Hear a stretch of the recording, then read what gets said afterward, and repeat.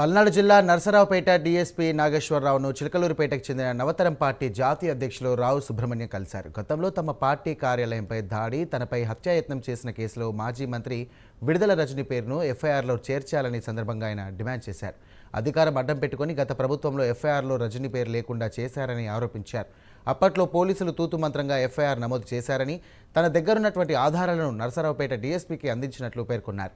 ఇప్పటికైనా ఎఫ్ఐఆర్లో మాజీ మంత్రి రజని, ఆమె మరిది గోపి, ఆమె అనుచరుల పేర్లు చేర్చాలని డిమాండ్ చేశారు. కూటమి ప్రభుత్వం న్యాయం చేయాలని సందర్భంగా ఆయన కోరారు. వారి దాడుల పట్ల తన తల్లి పక్షపాతంతో చనిపోయారని ఆవేదన వ్యక్తం చేశారు.